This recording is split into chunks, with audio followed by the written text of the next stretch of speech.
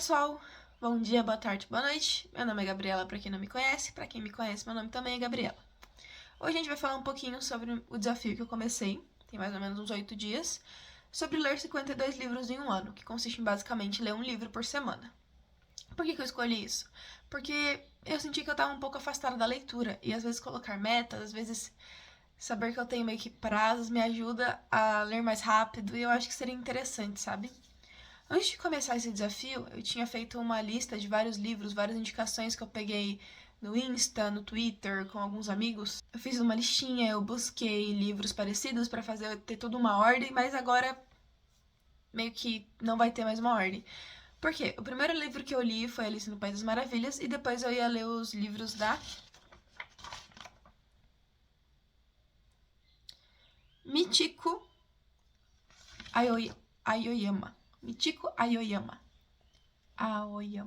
Michiko Aoyama. Porém, contudo, todavia, eu ganhei um livro de aniversário e eu comprei alguns livros numa viagem que eu fiz, então provavelmente eu vou querer ler esses livros antes e depois voltar pra listinha de livros. E tá tudo bem, sabe? Eu fiz essa listinha de livros, mas pra quando eu terminasse o livro, eu não ficasse meio perdida, sabe? Mas se tivesse algum que ia passar na frente, por mim não tem problema, sabe? Outra coisa, livros de faculdade não vão contar, ok? Então, meus livros de aprendendo algoritmo, básico de Python, SQL não vão estar contando. Fazer o quê? Café. Agora vamos falar um pouco do primeiro livro que eu li, que é Alice no País das Maravilhas. Essa edição que eu tô é uma edição especial de 160 anos da editora Garnier. Tanto que, vamos lá, vou tentar mostrar pra vocês. Aqui na primeira página ele já é bem bonito, como vocês podem ver. E durante a história, calma aí, tinham vários desenhozinhos, sabe? Por exemplo, vou chegar mais perto aqui. Aí tem um que eu gostei muito, que é um desenho bem lá pra frente. Aqui tem o desenho do gato também, que ele é lindo. Enfim, essa edição é muito bonita. Eu comprei ela na minha viagem com o meu namorado pra ver a família dele lá no Nordeste. E eu comprei esse livro junto com uma eco bag, que ela parece ser bem fraquinha, sabe? Ela não parece que vai segurar muito peso, mas o livro é muito lindo e valeu super a pena. Ah, essa arte aqui eu também acho muito linda, da Alice com as cartas. Enfim, gente, podia ficar aqui meia hora só falando sobre como esse livro é bonito e sobre como as artes são muito lindas. Tem, essa aqui, ó, do chapeleiro e da lebre afogando eu esqueci o nome desse bicho. Guaxinguelê. Isso aqui que eles estão afogando é um guaxinguelê. Enfim, vamos começar falando sobre Alice no País das Maravilhas. Bom, Alice no País das Maravilhas foi escrito pelo Lewis Carroll, que era um pseudônimo para o Charles Lutwidge Dodgson, ok? Ele nasceu em 1832 e faleceu em 1898. Ele nasceu em Daresbury e faleceu em Guildford. É um romancista, contista, fabulista, poeta, desenhista, fotógrafo, matemático e reverendo anglicano britânico. Enquanto eu estava assistindo, pesquisando um pouco sobre esse livro, eu descobri que, na verdade, Alice no País das Maravilhas foi um livro escrito por ele com o objetivo de entreter as 3 filhas do reitor da faculdade que ele trabalhava. Em especial, a filha do meio, que era uma garota loira linda chamada Alice. E eu li também um pouco falando que Lewis Carroll, as siglas LC, se você fala ela no inglês bonitinho, fica parecendo com Alice. Então, teve muitas pessoas que falaram, às vezes isso foi proposital, porque foi um livro feito para Alice. Demorou algum tempo pro Charles realmente querer publicar o livro dele, porque ele era uma pessoa muito tímida. Então os amigos dele, a família ficaram meio em cima pra ele finalmente publicar esse livro. Cara, e Alice no País das Maravilhas é um livro meio nonsense, mas ao mesmo tempo eu gosto como ele é muito imaginativo.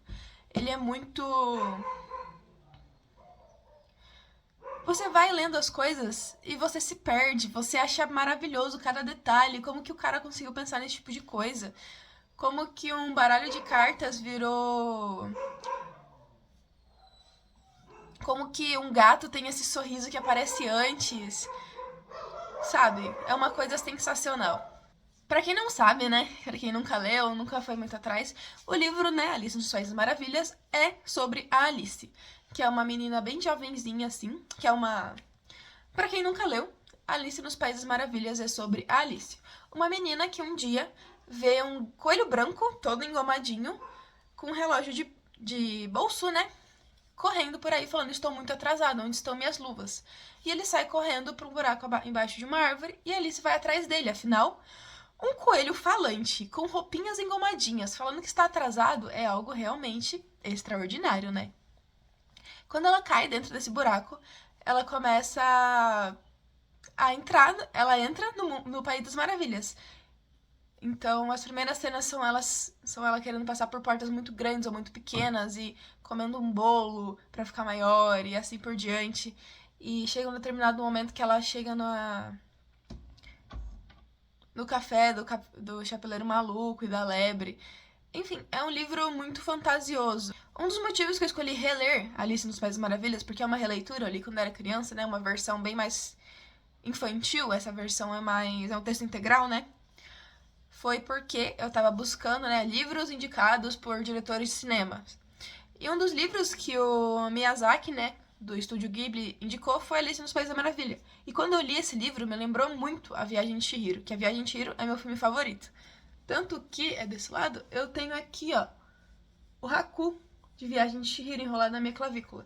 Foi Foi um filme que me marcou muito. Então, essa ideia de uma criança que é mandada para outro mundo e tem que amadurecer da noite pro dia, tem que enfrentar esses problemas, mas sem perder a sua inocência, é algo que, cara, me pegou muito. Eu gostei muito da história. Eu gosto muito de Alice nos Países das Maravilhas. Alice nos Países das Maravilhas é um livro que eu tenho muito carinho e por isso eu vou dar 4,5 pra ele. Eu fiquei muito entre dar 4,5 e 5, mas eu acho que eu vou dar 4,5. Porque, putz, ele é muito divertido, sabe? Eu gosto muito de Alice nos Países das Maravilhas. Mas, não sei, não é um 5, sabe? Uma coisa que eu esqueci de falar. Essa edição de Alice nos Países das Maravilhas que eu li tinha 142 páginas. Eu li ele a partir do dia 22 até o dia 26, totalizando aí por volta de 36 páginas por dia. Só uma curiosidade, tá, gente? O segundo livro que eu li se chama Chocolate Quente às Quintas-Feiras, da Michiko Aoyama. A Michiko nasceu em 1970 em Tóquio. Ela trabalhou por 2 anos como correspondente de um jornal japonês em Sydney, e sim, eu estou lendo, em Sydney, na Austrália. Quando ela voltou para o Japão, ela foi editora de revistas antes de se dedicar à escrita em tempo integral. A Biblioteca dos Sonhos Secretos, que foi, acho que um dos primeiros livros dela, que eu provavelmente vou ler, que está na minha lista, foi vice-campeão do Japan Booksellers Award de 2021. E Chocolate Quentes às Quintas-Feiras, que é o livro que eu li, ganhou o prêmio Miyazaki-moto. A edição que eu li, infelizmente eu li em PDF mesmo, gente, é da editora Arqueiro. É uma leitura muito tranquila. Ele é um livrinho curto de 119 páginas. Ele conta a história, começa contando a história de um atendente de uma cafeteria, que basicamente é apaixonado pela mulher que vai todas as quintas-feiras pedir um chocolate quente. Mas aí ele explica como que ele começou a trabalhar naquela cafeteria, por que ele se apaixonou por ela, que ele fica observando ela todas as vezes que ela vem, que ele tem um medo enorme dela ter um namorado, porque toda vez que a chocolate quente vai pra lá, ela tá escrevendo uma carta. Ele acha sensacional ela escrever uma carta no ano que eles estão na era moderna, sabe? As pessoas poderiam mandar e-mails, ligar, mas ela ainda tá escrevendo cartas, então isso é uma coisa que pega muito ele. E aí, uma das partes da narrativa é quando um dia uma cliente nova vem e senta na mesa da chocolate quente. Como a chocolate quente era uma cliente regular, ela tinha a própria mesa. E aí outra cliente senta na mesa de chocolate quente, acontece, e nesse dia a chocolate quente está chorando, ela está muito triste. Então o bartender, o atendente da cafeteria, já faz chocolate quente para ela e ele fica esperando a mulher sair. A mulher sai, ela derruba alguns livros dela, parece estar bem nervosa também, e ela sai da cafeteria correndo. Aí o atendente chega no chocolate quente e fala: Oi, eu sei que você não tá bem, a sua mesa já tá limpa, você quer ir lá? E aí leva ele pra mesa dela, e aí a gente corta de narrativa. Eu gostei muito disso. A gente corta de narrativa e começa a ouvir a narrativa da mulher que derrubou os livros que estava na mesa de chocolate quente. E aí, a partir disso, a gente vai construindo toda uma narrativa, toda uma história que se conecta em diversos pontos, até voltar, por fim, na chocolate quente. Gente, é um livro sensacional. Eu vi essa parte. É um dos primeiros livros que eu leio, assim, de conectar as partes, depois que eu li um livro do Ketsu, que foi Imagens Estranhas, que é um livro que é assim: você começa uma história e depois vai contando várias histórias que parecem ser paralelas, mas ao mesmo tempo elas se conectam. E é sensacional, gente. Foi uma leitura muito tranquila, eu gostei muito de ler esse livro. Eu li ele em 2 dias, então foram mais ou menos 60 páginas por dia. E por ser uma leitura tão tranquila, uma leitura que, mano, acalmou assim, sabe? Era um livro que eu sabia que não ia ter grandes dores, que eu não ia sofrer. Então, por tudo isso, acompanhando essa leitura dessa escrita tão gostosa da Michiko. Posso chamar ela de Michiko, será? Da Michiko. Eu vou dar um 5 de 5 pra esse livro. Gente, acabei de ver que tá dando um pouco de eco, mas vai ficar um pouquinho de eco. Logo aqui na capa do livro, a gente tem um comentário do Chicago Tribune falando: Raphael Montes é um ator tão ousado quanto Stephen King, Chuck Palahniuk, que não sei falar, Agatha Christie e Patricia Highsmith. Tem outros comentários atrás, do Jarf Daver, autor de Um Colecionador de Ossos. Raphael Montes é uma leitura obrigatória. Alberto Musa, uma trama das mais originais e surpreendentes dos últimos tempos. E o The Guardian diz: Raphael Montes é capaz de aliar a atmosfera de suspense de um filme do Alfred Hitchcock ao humor ácido de Quentin Tarantino. Tá usando outro termo aqui que não se usa mais. Enfim. O que tá na contracapa do livro é: as evidências indicam que os 9 jovens encontrados mortos no porão de uma casa de campo participaram de uma roleta russa. O que ninguém consegue responder é porque esses jovens, aparentemente felizes e privilegiados, decidiram se envolver em um jogo tão tenebroso. Um ano após o incidente, a delegada Diana Guimarães ainda junta as peças desse quebra-cabeça sangrento e convoca as mães dos suicidas a uma investigação criminal e emocional para entender o que realmente aconteceu. Romance de estreia de Raphael Montes, Suicidas contém vários dos ingredientes que fizeram seu autor o maior nome de suspense brasileiro, alcançando as prateleiras de livrarias do mundo inteiro. Personagens complexos, temas ousados e uma trama com ritmo e crueldade que só os mestres do gênero são capazes. Conduzido em 3 linhas narrativas, Suicidas arrebata o leitor com um turbilhão de revelações que só termina com a última frase. Tem alguns comentários a fazer, mas calma lá. Um porão, 9 jovens e uma Tauro 608.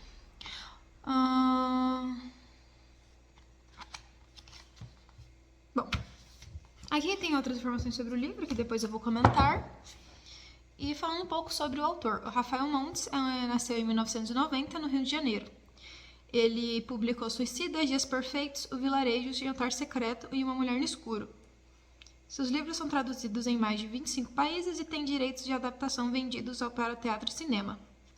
Ele escreveu filmes, ele também é criador, roteirista-chefe, produtor de Bom Dia Verônica, enfim, várias coisas. Eu li esse livro em mais ou menos 4 dias. Ele é um livro de 430 páginas, o que dá 108 páginas em média por dia. Bom, basicamente, como vocês ouviram, Suicidas fala sobre 9 jovens que se suicidaram em um jogo de roleta russa no porão. Para quem não sabe, roleta russa é um jogo que você pega uma arma, coloca uma bala no tambor e gira o tambor e depois, joga o tambor na arma para não saber em qual lugar a bala está alocada. Não façam isso em casa. O livro passa 3 linhas narrativas, 2 delas sendo do Alessandro, que seria basicamente o personagem principal, e uma delas é com a Diana Guimarães e as mães dos 9 jovens. A gente tem linhas narrativas de bem antes do momento do suicídio. A gente tem um momento em que todo mundo se suicidou porque o Alessandro estava escrevendo. O objetivo dele com a roleta russa, com se suicidar, foi basicamente ser um escritor de sucesso. Foi basicamente escrever esse livro que ia ser publicado depois da morte dele. Tem até uma frase que ele fala que os escritores mortos têm mais visibilidade, digamos assim. E tem a linha narrativa também da delegada investigando, conversando com as mães, né? Enfim, o que falar sobre suicidas? Muitas coisas, em primeiro lugar. Esse foi um livro que o Rafael Montes escreveu com 16 anos. Então, tem algumas partes dele que me pegaram bastante. Os 9 personagens, pra mim, não são extremamente carismáticos. Eu consegui me importar com 2 dos personagens ali representados, que é a Ritinha e o Danilo. E o Otto um pouco, mesmo que o Otto não tenha sido tão aprofundado. E aí a gente ainda tem o Zeke, o Alessandro, que é o protagonista, a Maria João, o Noel, o Lucas. Eu tô esquecendo de um. Quem que eu tô esquecendo? A Valéria. Não sei se eu já falei, mas tem a Valéria também. E talvez por ter sido um livro que o Rafael escreveu tão novo, esse livro pra mim tem alguns problemas. Tem muitas coisas que parecem estar lá pra chocar o leitor, o que eu não acho que seja ruim. Só que eu pessoalmente não gostei. Por exemplo, a gente tem o Danilo. Ele é um personagem com síndrome de Down. E pra mim, o que aconteceu com ele foi muito grotesco. A Ritinha eu gostei, porque apesar dela não ter foco, dela não ter uma narrativa muito em cima dela, você consegue entender porque ela tá ali, sabe? Pra mim, a Ritinha é uma das personagens que faz mais sentido. Mas esse livro é recheado de polêmicas. Ele tem coisas relacionadas a homossexualidade, homofobia, abusos. Ai, gente, é um livro cheio de temas muito sensíveis, temas que eu li ele muito rápido, mas em vários momentos durante a leitura eu lia alguma coisa, fechava o livro, ia tomar uma água, ia no banheiro, porque é uma leitura densa, é uma leitura não que te machuca, mas é uma leitura que toma conta da sua cabeça, dos seus pensamentos. Eu daria uma nota 3,5 para Suicidas do Rafael Montes, por causa justamente de tudo que ele colocou pra chocar. Tem muitas coisas que foram colocadas pra chocar que não fizeram nada pra história. Eu entendi que talvez ele quisesse fazer isso pra chamar atenção. Às vezes com 16 anos é isso que a gente quer, tipo, nossa, choque e tudo mais. Eu li Jantar Secreto dele e é um livro muito bom. Eu gostei. Eu gostei bem mais do que Suicidas. Mas eu acho que Suicidas foi um ótimo livro, como eu disse, foi um presente. Então eu tenho um carinho especial por esse livro. Pelo livro em si, sabe? E é isso, 3,5. Rafael Montes é um escritor brasileiro muito genial. Eu gosto dos livros dele. Eu vi bastante gente comentando sobre os diálogos do livro dele, porque ele é um roteirista, então às vezes os diálogos parecem quase novelescos. Mas eu não me incomodei com isso. Eu já vi bastante gente comentando sobre, mas eu não foi isso que me incomodou nesse livro especificamente. Foram esses tópicos que pra mim foram jogados, que foram um pouco dolorosos para parecerem lidos. Confissões do Crematório é um livro da Caitlin Dougley e ele foi lançado aqui no Brasil pela Dark Side. É uma capa muito bonita, sabe? Tipo, ó, esse é um livro bem bonitão. Aqui dentro também tem mais umas coisas. Pô, essa parte aqui eu acho muito bonita, ó. Vamos lá. Confissões do Crematório, lições para toda a vida. A morte é a única certeza da vida. Então por que evitamos tanto falar sobre ela? Morrer é inevitável, sentimos muito. Mas, pelo menos, como descobriu Caitlin, ficar a 7 palmos do chão é uma opção. Ainda jovem, Caitlin conseguiu um emprego em crematório na Califórnia e aprendeu muito mais do que imaginava preparando corpos para incineração. A exposição constante à morte mudou completamente sua forma de encarar a vida, e a necessidade de dividir suas experiências transformaram a agente funerária em uma escritora e youtuber muito peculiar. O resultado é um livro surpreendente, repleto de histórias sinceras, hilariantes e transformadoras. Somos animais glorificados que comem, cagam e estão fadados a morrer. Não somos nada mais do que futuros cadáveres. Cadê? Quero ler pra vocês também sobre quem é a Caitlin. A Caitlin é uma agente funerária, escritora e mantém um canal no YouTube onde fala com bom humor sobre a morte e as práticas da indústria funerária. É criadora da websérie Ask a Mortician, fundadora do grupo The Order of the God Death, que une profissionais, acadêmicos e artistas para falar sobre a mortalidade, e autora de Confissões do Crematório. É um livro de não ficção. E assim, gente, eu não vou mentir. Comprei esse livro pela capa. Por quê? Vendo aqui na câmera não vai dar pra ver, mas esse livro tá cheio de defeitos de impressão, então ele tá meio riscado na capa, tem vários pontinhos brancos onde devia ser tudo reto, ele atrás também tá igual, então esse livro de capa dura foi tipo R$30. E era uma capa muito bonita, então eu peguei, obviamente. A questão é, esse é um livro de não ficção que pra mim parecia basicamente a tese de TCC com um pouco da história pessoal dela, e eu não gostei. Eu não acho que seja um livro ruim. Eu gosto de falar sobre a morte, sobre o que acontece, sobre os nossos rituais sobre a morte, sobre o que ela significa culturalmente e tudo mais. Mas não era isso que eu esperava desse livro. E esse livro me surpreendeu de um jeito que eu não gostei.